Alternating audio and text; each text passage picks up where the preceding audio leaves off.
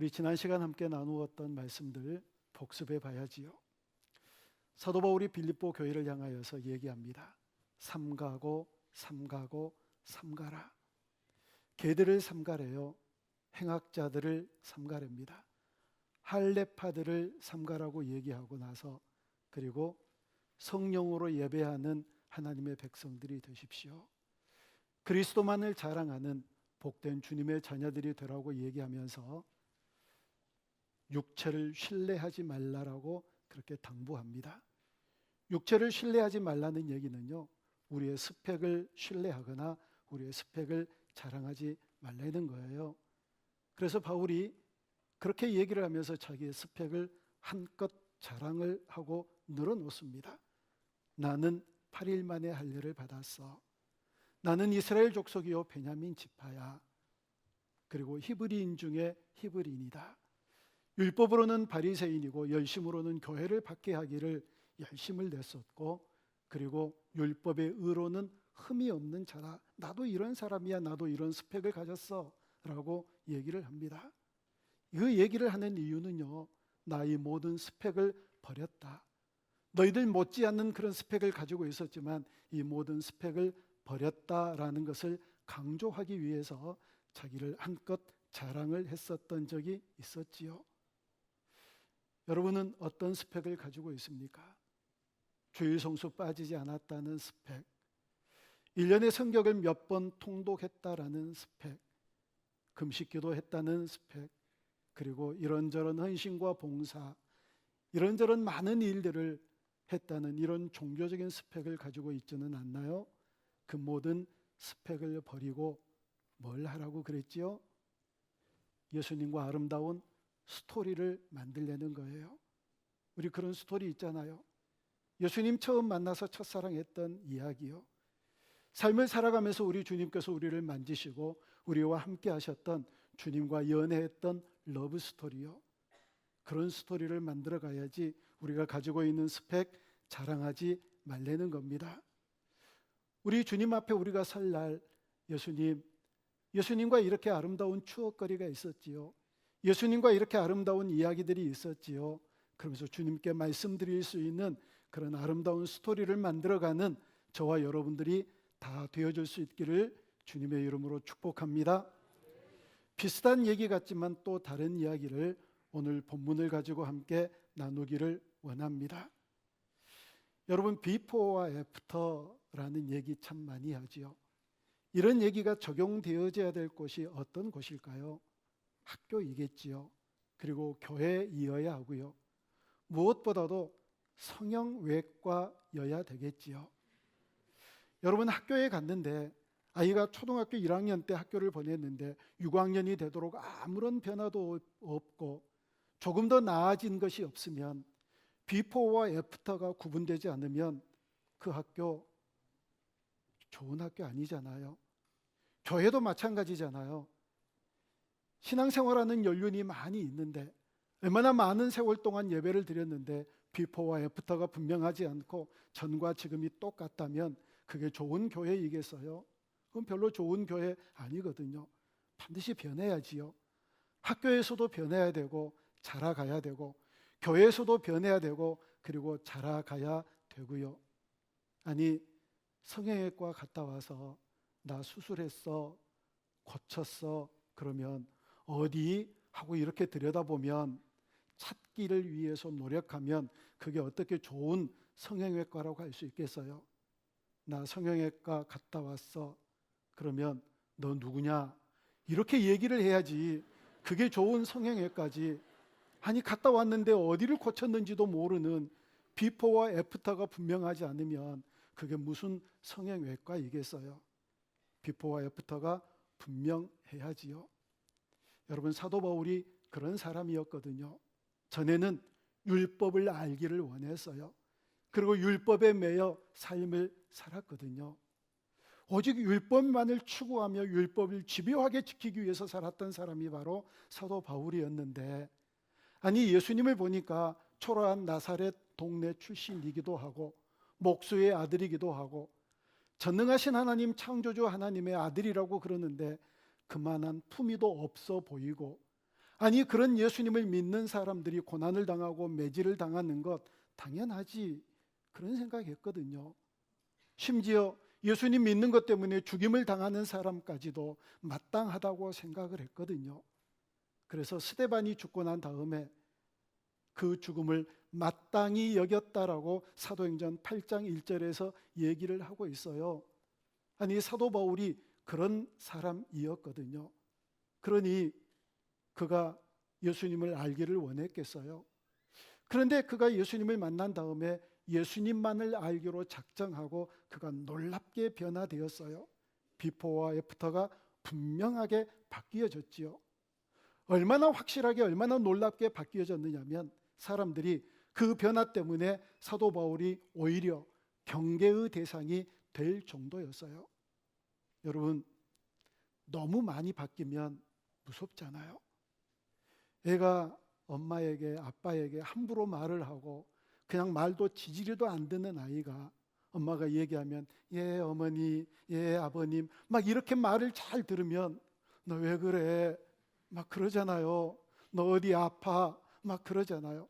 너무 많이 바뀌면, 너무 확실하게 바뀌면 그게 또 두려움이 되잖아요. 사도 바울이 그래서 경계의 대상이 됐었거든요.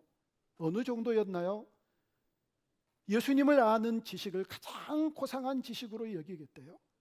그리고 세상에 알고 있는 모든 것들을 배설물로 버린대요. 말씀드렸지요. 배설물로 버리겠다라고 하는 얘기는 다시 그것을 쳐다보지 않겠다는 얘기예요. 그것을 향하여서 다시 되돌아가지 않겠다는 다짐이고 선언이거든요. 여러분이 사도 바울의 변화를 보면서 어떤 생각이 드시나요? 참 부럽지요. 그래, 변하려면 이 정도는 돼야지. 내가 예수 믿고 변화되었다면 이 정도는 변화되어야지. 그렇게 부럽잖아요. 안 부러우세요? 부러우면 지니까 안 부러우실 건가요? 정말 부러운 일이잖아요. 바울은요, 자기가 알고 있던 모든 것, 자기가 붙잡고 있던 모든 것, 자기가 매여 있던 그 모든 율법을 다 벗어버리고 예수님만 알기로 작정하고 다짐했던 사람, 그렇게 변했던 사람이 사도 바울이었고, 우리도 그와 같은 변화가 있어질 수 있기를 주님의 이름으로 축복합니다. 그리고 또 그는 한 가지 더 알기를 원했던 것 있어요. 부활의 권능을 알기를 원했대요. 부활의 권능이라고 하는 이 부활이라고 하는 단어가 오늘 본문 10장과 10절과 11절에서 두 번 반복되어져서 나오는데 이 단어가 의미하는 바가 달라요. 그래서 어떻게 알 수 있느냐면 여러분 10절에 나오는 이 부활이라고 하는 단어는요, 아나스타시스라고 하는 그런 의미를 가져요. 다시 말하면 완전한 부활, 이미 부활됐다, 완료형이에요. 우리 죽으면 천국에 갈 거잖아요. 우리 죽으면 부활될 거잖아요. 그런데 11절에 나오는 부활이라고 하는 의미는 어떤 의미를 갖느냐면 어떻게 해서든지 죽은 자 가운데서 부활, 엑사나스타시스라고 발음을 하는데 부활의 모든 과정으로 현재 진행형이라는 얘기입니다. 여러분이 10절에 나오는 부활은요, 성경에 나오는 부활이라고 하는 대부분의 단어가 10절에 나오는 단어예요. 그런데 11절에 나오는 단어는 여기에만 기록되어져 있대요. 유일하게. 이 얘기는 무슨 얘기냐면 우리가 이미 예수님을 믿어서 예수님과 함께 부활의 날에 이르게 될 것이다, 부활하게 될 것이다, 그 사실 다 믿지요. 그런데 그 사실을 믿는 것뿐만이 아니라 지금 죽기 이전에 우리가 이 땅에 살아가면서도 부활의 능력으로 살아간다. 그냥 부활이라고 하는 것을 관념적으로만, 지식으로만 아는 것이 아니라 이 땅에 살아가면서 부활의 능력으로 살아가야지, 그런 능력자로, 그런 권능자로 살아가야지, 이런 얘기인데 손에 잘 안 잡히잖아요. 부활의 능력으로 살아간다는 게 도대체 뭔가? 부활의 권능으로 살아간다는 게 뭔가? 여러분, 이게 손에 잡히지 않으니 손에 잡아야 되잖아요. 이 능력과 권능을 어떤 단어로 표현해서 생각해 보면 쉽게 이해가 되느냐면 소망이요. 소망. 여러분, 소망은 능력이거든요.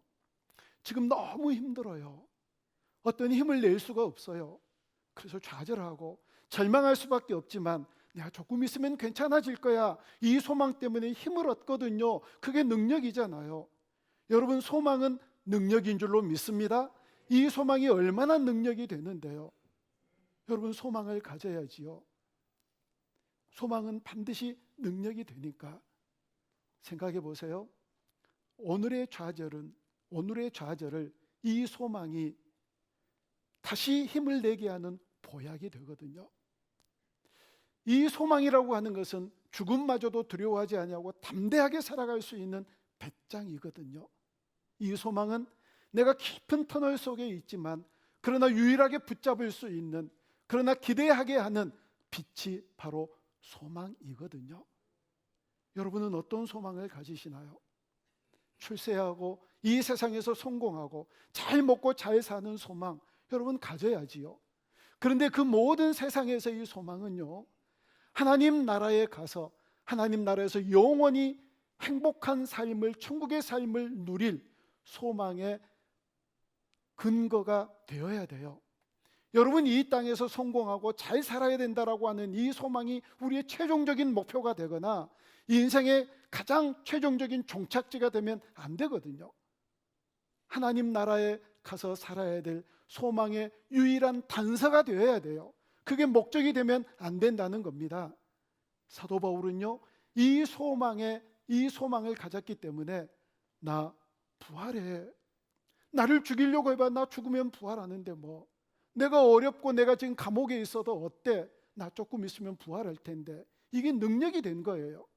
감옥도 두려워하지 아니하고 어떤 위기나 환난도 두려워하지 아니하고 매도, 고통도, 죽음의 위기 속에서도 이 부활의 소망을 붙잡았기 때문에 넉넉하게 승리하면서 인생을 살았잖아요. 아시잖아요. 감옥에 있으면서도 기뻐해라, 기뻐해라. 이 부활의 능력이 있기 때문에, 부활의 소망을 가졌기 때문에. 그래서 우리에게도 동일하게 여러분이 이 소망이 보약이 되어지고 이 소망이 이 세상을 넉넉하게 이기며 승리할 수 있는 배짱이 되어줄 수 있기를 주님의 이름으로 축복합니다. 이 소망이 우리가 살아갈 빛이 되어지기를 원합니다. 그래야 되잖아요. 그리고 바울은 한 가지 더 원하는 것 있다, 알고자 하는 것 있다라고 고백합니다. 그게 뭐냐면요, 고난에 참여하고 그리고 죽으심을 알기를 원하고 본받기를 원한대요. 아니, 고난에 참여하고 죽으심을 본받는다. 본받아야 될 게 따로 있지. 무슨 고난 참여하는 것을 본받기를 원해요. 될 수 있으면 잘 살아야 되잖아요. 근데 죽으심을 본받기 원한대요. 여러분, 이 본받는다라고 하는 단어는요, 어떤 뜻을 가지고 있느냐면 쉼모르피조마이라고 하는 발음을 해요. 그런데 이 뜻은 같은 틀에서 같은 모양을 낸다. 우리 한번 읽어볼까요? 같은 틀, 시작. 같은 틀에서 같은 모양을 낸다. 이런 의미예요. 본받는다. 여러분, 옛날에요, 엄마가 버선을 만들 때 이 버선 모양을 이렇게 조금 두꺼운 종이에다가 그림을 그려요. 그리고 천에다가 대고 쭉 이렇게 펜으로 그려서 그냥 잘라가지고 바느질 쭉하고 뒤집으면 그게 버선이더라고요. 저 버선 만들 줄 알아요. 그 버선 본 떠는 곳 많이 봤거든요. 언제나 그 버선 본은요, 바느질 통하고 같이 담겨져 있어요. 똑같은 버선을 만든다는 거예요. 붕어빵처럼 얘기하잖아요. 엄마 아빠를 왜 그렇게 닮았을까요? 생긴 것도 걸음걸이도 목소리도 닮았잖아요. 딱 붕어빵이네. 사도 바울이 지금 본받기를 원하는 것, 고난에 참여하는 것, 죽으심까지라도 우리 주님과 붕어빵 되고 싶은 거예요. 우리 주님과 판박이 되고 싶은 열망이 있는 거예요. 여러분에게 그런 열망이 있으신가요? 우리 모두가 동일한 이 열망을 갖기를 원합니다. 사도 바울이 부활하신 주님을 만나고 담에색에서 우리 주님을 만나고 그가 완전히 변한 다음에, 예, 주님, 내가 주님을 본받기 원하는데, 주님을 닮아가기를 원하는데 고난받은 것도 닮아가기를 원해요. 주님처럼 죽는 것까지도 닮아가기를 원해요. 그 어떤 것이라도 닮아가기를 원해요. 그렇게 소망을 가졌거든요. 여러분, 우리가 누군가를 닮아가기를 원한다. 그런데 알고 보니까 그 사람이 그 자리에 이르기까지, 그렇게 성공하기까지 죽도록 고생했대. 그러면 뭘만 담고 싶어요? 성공한 자리만 담고 싶잖아요. 죽도록 고생한 것 빼고. 이게 우리의 마음이잖아요. 근데 사도 바울은 그러지 않았어요. 고난에도, 그리고 죽으심도, 그것까지도 본받기를 원해서 우리 주님과 판박이가 되어지고 우리 주님과 붕어빵 같은 그런 존재가 되기를 원했다고요. 우리의 열망이 사도 바울과 동일한 열망이 되어지기를 원합니다. 그럴 때 우리의 인생이 예수님 때문에 복된 인생이 될 수 있을 줄로 믿습니다. 이렇게 사도 바울의 비포와 애프터가 변화된 것은요, 잘 짜여진 어떤 대본이나 각본에 의해서가 아니라, 아주 탁월한 감독의 지략이나 전략에 의해서가 아니라, 부활하신 예수님 담에색에서 딱 한 번 만나고 나서 온전히 그가 바뀌었거든요. 우리가 그렇게 항변할 수 있죠. 예수님, 우리도 그렇게 만나주세요. 사도 바울처럼 어디를 가는데 우리를 꼭 꾸려뜨려 주시고, 빛 가운데 나타나셔서 눈이 멀게 하시고, 그렇게 극적으로 아주 쇼킹한 그런 장면을 통하여서 우리를 만나주세요. 그렇게 원하시나요? 아니면 그렇게 만나 주실까 봐 염려가 되시나요? 여러분, 우리 주님 다 만나 주셨잖아요. 그래서 지금 이 자리에 있잖아요. 그래서 예수님을 나의 주님이라고 고백하고 하나님을 나의 아버지라고 고백하잖아요. 그러면 변해야지요.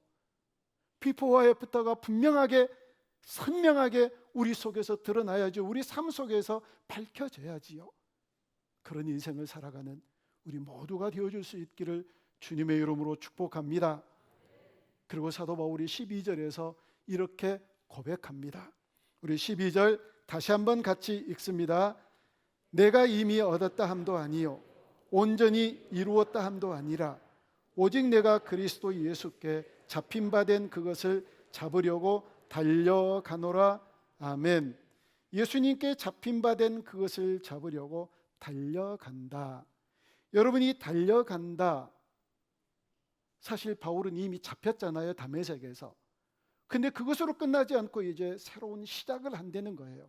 새로운 시작을 위해서 달려간다라고 그렇게 얘기를 했는데, 이 달려간다는 단어는요, 두 가지 의미를 가져요. 하나는 쫓아간다, 하나는 추구한다. 설명을 드리자면 쫓아간다는 이런 의미와 같거든요. 여러분, 우리가 인간이 왜 이렇게 생겼는지 아세요? 원래는요, 인간이 두 사람이 이렇게 붙어 있는 것이 인간이었대요. 그러니까 한 얼굴은 이쪽을 보고 한 얼굴은 이쪽을 보고, 팔이 네 개고 발이 네 개고, 성경 얘기하는 게 아니라 신화 얘기하는 거예요. 또 어디에서 성경 얘기했다고 주무시다가 그렇게 얘기하지 마세요. 그리스 로마 신화에 보면 인간이 그렇게 생겼대요.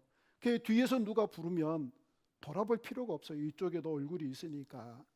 그리고 손이 네 개고 손발이 다, 팔 다리가 다 네 개인 거예요. 어느 날 제우스가 사냥을 하는데 말을 타고 사냥을 하다가 자기 꿩이 있길래 화살을 쏴서 맞췄어요. 떨어뜨렸어요. 주우러 가야 되잖아요. 이랴 하고 말을 타고 쫓아가는데 사람도 그걸 본 거예요. 하고 잔뜩 웅크려가지고 팔 네 개와 다리 네 개로 태굴태굴 굴러서 말보다 더 빨리 가가지고 그 꿩을 탁 낚아채는 거예요. 그러자 제우스가 위기의식을 느낀 겁니다. 어라, 인간 얘 보통 아니네. 이대로 놔두면 언젠가는 나에게 도전해 오겠네. 그래서 그때부터 인간을 잘라서 지금 우리가 이렇게 된 거래요. 그러니까 자꾸 이렇게 엉켜 붙으려고 그런데요, 안고. 이게 본능이래요. 뭔가 목표를 향하여서 쫓아간다, 이게 달려간다는 의미예요. 사도 바울이 예수 그리스도께 잡힌 바 되어서 어떤 목표를 향하여서 달려간다. 우리 주님을 본받기 위해서, 우리 주님과 같이 되고 싶어서, 고난에 참여하고 죽으심까지라도 담고 싶어서 주님을 향하여 열심히 쫓아간다. 그런 의미가 바로 달려간다는 거예요. 예수님께 사로잡히고 나서 그런 인생을 살았다는 거지요. 그리고 또 하나는 추구한다라고 하는 그런 의미를 갖는데, 이 얘기는 당시 귀족들이요, 사냥 전쟁, 사냥의 시합, 경기 했었을 때 어떤 경기, 어떻게 해야 승리를 할 수 있느냐면 가장 값비싸고 좋은 것을 잡는 게, 그런 것들을 사냥하는 게 승리하는 게 아니라 가장 큰 동물을 사냥하는 게 승리하는 거래요. 그래서 예를 들어서 어떤 사람이 정말 멋진 뿔을 가진 사냥, 사슴, 이 사냥을 이제 금방 잡을 수 있었는데, 이 사슴보다 훨씬 더 큰 곰이, 훨씬 더 큰 동물이 저쪽에 있으면 너무너무 갖고 싶은 이걸 포기하고 그것을 쫓아나가서 달려나가는, 그러니까 더 나은 것, 더 좋은 것, 내 마음에 드는 것, 이걸 포기하고 승리하기 위해서 더 큰 동물을 향하여서 나아가는 것, 이걸 추구한다, 이런 의미가 있다는 거예요. 사도 바울에게 세상에서 유익한 것들이 얼마나 많았었는데요. 그가 갖고 싶고 그가 정말 그 욕망이, 그 본능이 추구하고자 하는 것들이 얼마나 많았었는데요. 그런데 승리하기 위해서, 그 사냥, 그 전쟁에서, 그 경기에서 승리하기 위해서 잡힌 바 되어서 달려가는 그런 인생을 살았던 것처럼, 여러분, 우리도 잡혀서 인생을 살아가야지요. 쫓아가야지요. 추구해야지요. 사도 바울이 그랬던 것처럼 우리 주님께 사로잡혀서 그런 인생을 살아가야지요. 여러분, 내가 잡은 것, 그것을 누리며 살아가는 인생이 되실 거예요? 아니면 우리 주님께 잡힌 바 된 그것에 사로잡혀서 달려가고 추구하고 쫓아가는 그런 인생을 살아가실 건가요? 렘브란트가 그린 그림이 있어요. 폭풍 속의 예수라고 하는 이름의 주제의 그림이에요. 여러분, 이 그림 보이신가요? 두 무리들이 보이죠. 위쪽에 있는 무리는 이 파도와 싸워가지고 어떻게 해서든지 항해를 하려고 애를 쓰는 무리들이 있는가 하면, 그 밑에는 어떤 무리들이 있느냐면 예수님 주변에서 예수님과 함께 아주 평온하게 얘기하고 있는 모습이 보이지요. 어떤 인생을 살 거냐고 우리에게 묻는 그림이에요. 내 인생의 풍랑, 이 배를 한꺼번에 삼킬 것 같은 그런 거센 파도, 이것들을 내 힘으로 싸워서 이겨 승리하고자 원하는 그런 인생을 살아가느냐, 풍랑이 여전하고 이 파도가 거세지만 그러나 우리 주님께 사로잡혀서 주님 주변에서 평안과 기쁨을 누리면서 살아가는 그런 존재가 될 것이냐 결정하라는 거예요. 그림을 기억하십시오. 여러분, 이 그림을 기억하세요. 나는 어떤 인생을 살아갈 것인가? 여러분, 주님께 붙잡힌 인생을 살아가는 그런 인생이 바로 능력 있는 인생이거든요. 홍해를 어떻게 가를 수가 있나요? 그 거대한 바다가 어떻게 갈라지나요? 하나님께 붙잡힌 모세를 통하여서 하나님은 가르시잖아요. 어떻게 40년 동안 광야에서 불기둥으로 구름기둥으로 인도함을 받고 옷도 헤어지지 않고 발도 부르트지 아니하고 어떻게 그렇게 놀라운 인도함을 받을 수 있나요? 하나님께 사로잡힌 백성들이니까요. 구약의 수많은 역사들, 사건들을 바라보면 생각나는 거 있잖아요. 어떻게 이런 황당한 전쟁이 있을 수 있을까? 어떻게 이렇게 말도 안 되는 전쟁을 어떻게 이길 수 있나? 주님께 사로잡힌 리더들이 있으니까, 주님께 사로잡힌 지도자들이 있으니까 그들로 인해서 놀라운 능력이 나타나잖아요. 주님께 사로잡히면 그와 같은 능력의 삶을 살아갈 수 있으니까요. 사울이 왜 사도 바울이 됐나요? 주님께 사로잡히니까. 오합지졸과 같은 예수님의 제자들이 어떻게 세상이 감당치 못할 능력 있는 하나님의 백성들이 되었나요? 주님께 사로잡히니까요. 그래서 우리도 주님께 사로잡혀야지요. 그렇게 사로잡힌 인생을 살아가는 우리 모두가 되어줄 수 있기를 주님의 이름으로 축원합니다. 내 힘으로 살아가는 게 그게 능력이 아니에요. 거센 풍랑, 우리의 모든 삶을 한꺼번에 다 무너뜨릴 만한 파도는 언제든지 우리 가운데 있을 수 있거든요. 어떻게 할 거냐고요? 사도 바울은 예수님께 사로잡히고 나서 그의 모든 시선이 우리 주님을 향하기 시작했어요. 주님께 사로잡힌 다음에 그의 모든 인생의 목적은 우리 주님을 향하여 다 나아가기 시작했거든요. 능력 있는, 지금까지도 사도 바울처럼 위대한 하나님의 사도가 없었을 정도로 많은 사람들에게 본보기가 되어지고 우리를 예수님께로 온전히 인도하는 복된 사도가 되었잖아요. 여러분, 사람들마다 사로잡히는 게 참 많아요. 아이들은 게임에 사로잡히기도 하고, 청소년들과 청년들과 어른들은 음란 사이트에 사로잡히기도 하고, 또 어떤 사람들은 이념이나 문화나 철학 사조에 사로잡히기도 하고요. 모든 사람들은 누구에게든지 또 어떤 것에든지 사로잡혀 살아가는 인생일 수밖에 없거든요. 누구에게 무엇에 사로잡히느냐, 이게 정말 중요해요. 사도 바울은 우리 주님께 사로잡혀 살았어요. 또 어떤 사람들은요, 질병 가운데 회복 불가능한 그런 상황 가운데 빠져 있었지만 주님께서 고치시고 회복시키심으로 인하여서 주님께 사로잡힌 그런 인생들이 있고요. 어떤 사람들은 절망과 좌절 속에 깊은 혼돈 속에 빠져 있었지만 우리 주님께서 저들을 만나주시고 새롭게 하시는 소생하는 은혜를 힘입어 다시 주님께 사로잡힌 그런 사람도 있거든요. 주님, 저는 질병 가운데서 회복한 적도 없고요.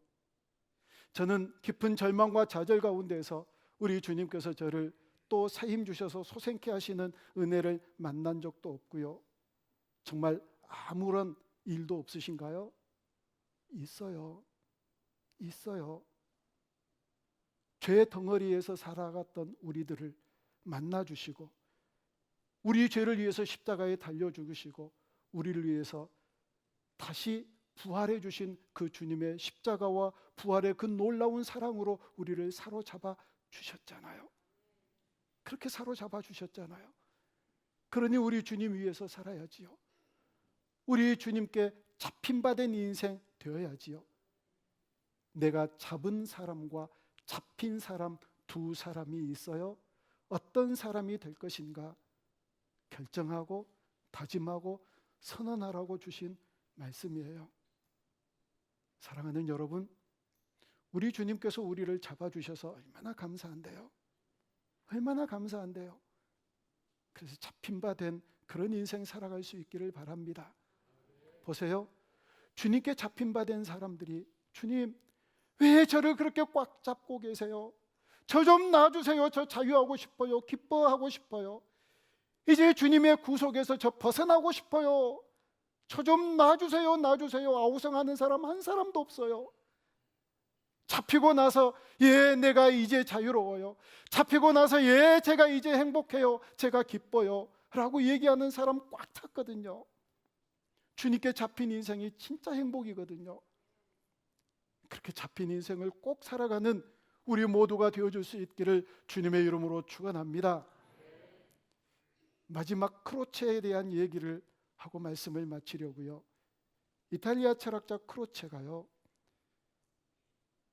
어느 날 늦은 오후에 강에다가 배를 띄웠어요.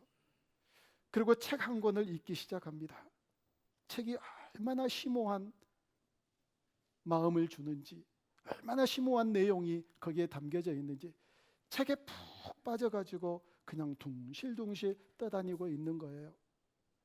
해가 뉘엿뉘엿지고 달이 환하게 떴음에도 불구하고 이 책에서 눈을 떼기가 힘들어요. 근데 달빛에 아무리 비추어도 책이 보이지 않는데 어떻게 해요? 그러자 촛불을 켰어요. 촛불을 갖다 대고 계속 그 책을 읽는데 얼마나 감동이 있고 얼마나 아름다운 책인지 그 책에 깊이 빠져가지고 시간 가는 줄 모르는데 이 촛불이 다 타가지고 없어져 버린 거예요. 더 읽어야 되는데, 아직 더 남았는데 이걸 어쩌나, 할 수 없지요. 뭐 어떻게 해요? 그리고는 주변을 바라보기 시작했어요.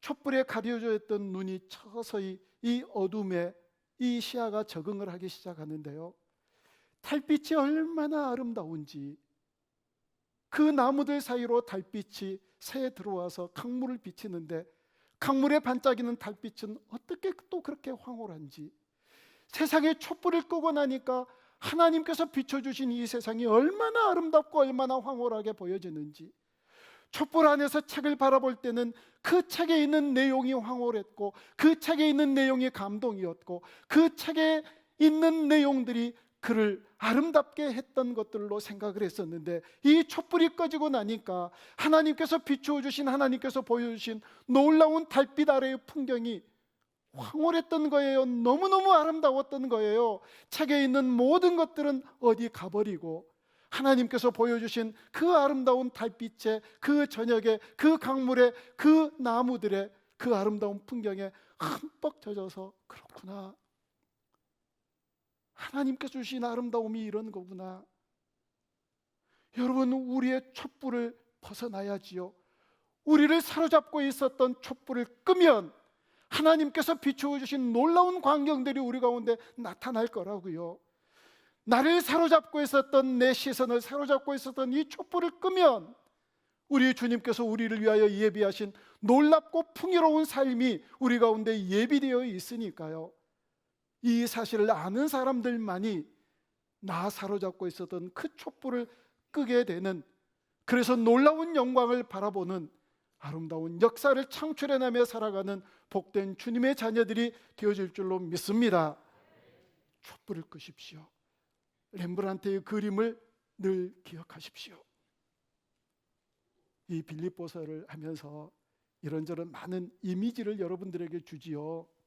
에바브로디도와 그때 그 도마뱀, 그래 그 도마뱀, 요것만 생각하고 끝나면 말짱할 거예요. 그렇지, 내가 도마뱀이 되어야지, 내가 그런 동역자가 되어야지, 여기까지 가야 헛것 아니에요. 스토리가 스펙을 이긴다. 내 스펙 다 묻어놔야지. 예수님과 아름다운 러브 스토리 만들어야지. 오늘 또 본 그 그림을 생각하면서, 그래, 어떤 풍랑과 어떤 거센 파도가 있다 할지라도 우리 주님께 사로잡혀서 주님 앞에서, 주님 주변에서 진정한 평화와 자유와 기쁨을 누리며 살아야지. 그렇게 늘 이미지를 떠오르면서 주님이 주시는 교훈을 잘 적용하며 살아가는 우리 모두가 되어줄 수 있기를 주님의 이름으로 축복합니다.